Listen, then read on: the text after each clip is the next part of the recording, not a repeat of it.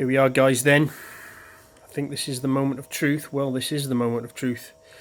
Got the Navigator TXB Evo hanging from the handlebar here. We've got it not connected up yet. I'm about to do that. I've got the airbox here, the lid of the airbox. There's no airbox actually in here. I've got the fuel tank on. I've got this resting on here because I've got the thermo air temperature air temperature sensor connected on the airbox. So I'm going to connect this up now, and I'll do a screen share of the diagnostic machine, and we'll see what we can discover.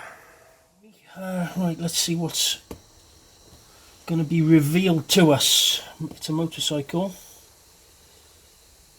KTM, not K, not M, KTM.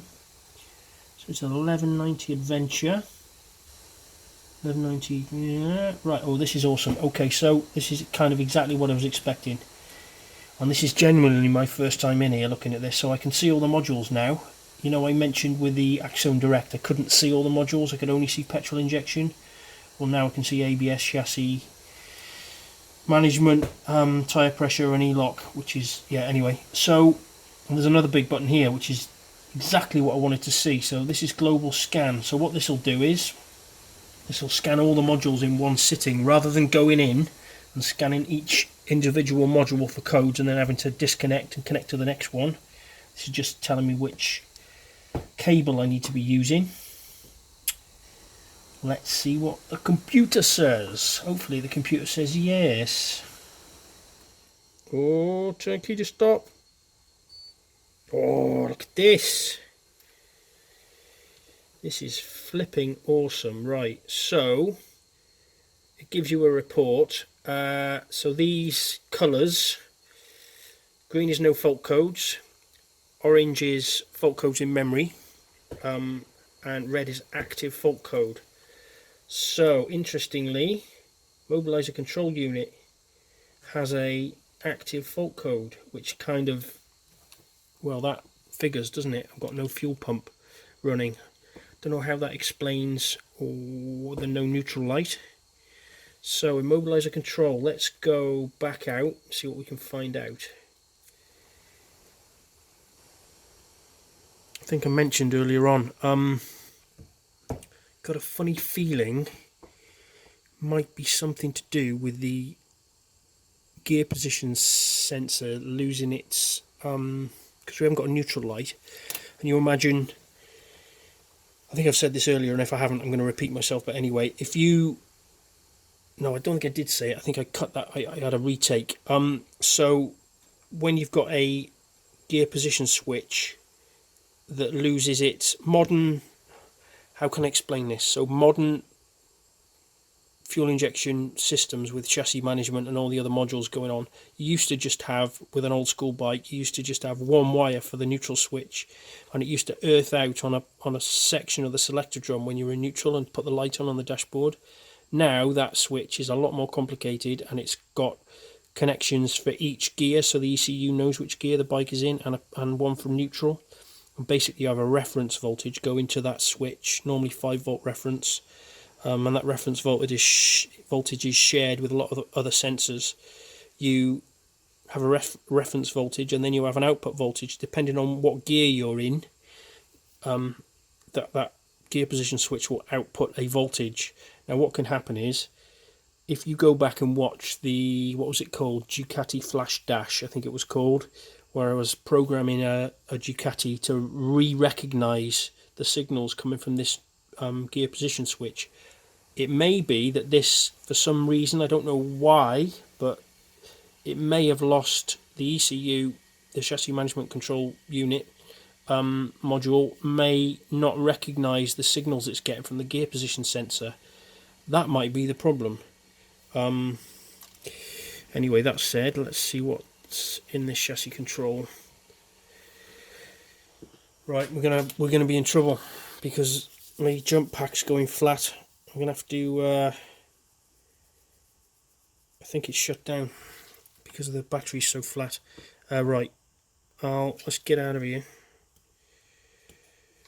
Just gonna have to leave it fail. It's gonna fail. I'm gonna recharge me jump pack, and we'll come back and revisit this.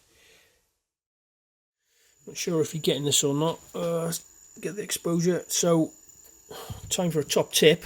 You've got to make sure when you're doing diagnostic work like this that you've got a good power supply to the bike, because, like, for instance, this is a tyre pressure monitor fault code, supply voltage too low. So there's a fault code generated and it's not a real fault code. So you've got to make sure that, see, they're just stored in memory now, that you've got good power supply. Just thought I'd share that with you. So it's just finishing up another global scan. I've been into each individual module and deleted all the fault codes that were caused by flat battery. Let's see what we get now. I've got a feeling that this is going to end up being the gear position switch, neutral switch. It's always the simple things, isn't it? At least I hope it's going to be that. Yeah, fair play. Okay, so we have got no fault codes now at all. Everything is green. The grey ones, the modules, aren't present on the bike. So I've got to go after this gear position switch now, which I think is... I'm not sure why it's not generating a fault code. It's a bit weird. Although, to be honest, yeah, maybe it wouldn't anyway. Anyway, just thinking out loud there. So right, so no fault codes present now. Still got no neutral light. Bike still won't start. So let's go after the... and no fuel pump either. Let's go after the ignition switch, the neutral switch now. Right, so was that exposed properly? Right, so the training of the neutral switch, the gear position switch, is in fuel injection, bizarrely, apparently.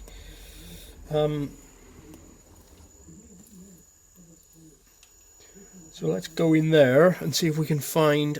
I'm a little bit worried that part of the process of training the switch is going to be like with the Ducati. You've got to have the engine running, which might scupper me at the first hurdle. We'll see.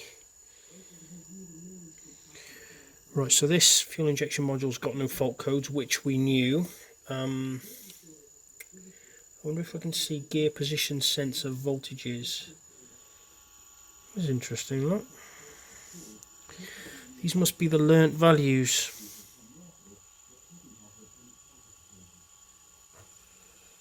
So the reference voltage is the voltage in, right? And then these are the voltages out of that sensor. Yeah, look here. Operation required to... This is interesting. Operations required to initialize the gear sensor. From the petrol injection system diagnosis. Right, so I'm going to attempt to reset this gear position switch. Settings, gear sensor initialization. Alright, so I'm going to transfer over to this now, so we're going to lose this camera. Right, so confirm. Wait, pull the clutch. Release the clutch. Start the engine. Oh, I wonder if I can start it now. Fuck, imagine that. Hang on a minute. I wonder if it'll start now. That's weird. It didn't start before. If it starts, it's going to be noisy. Holy shit! Holy shit! Can you hear me? The engine is running.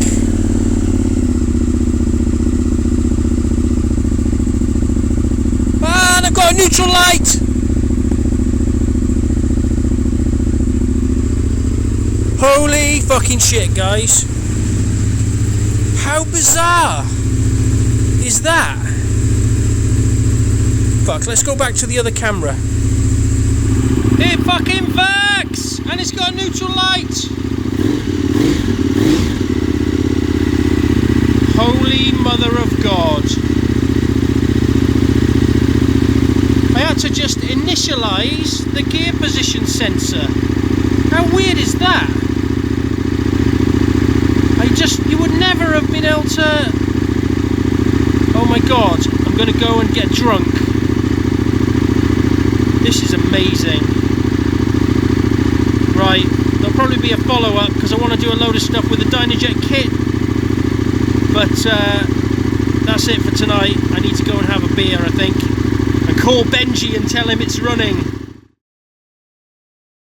I swear to God, this bike is going to put me in a fucking early grave. So it's sort of back together, tank and airbox and everything on properly now. Got a problem with the ignition module. Let me start it up and I'll show you what's going on.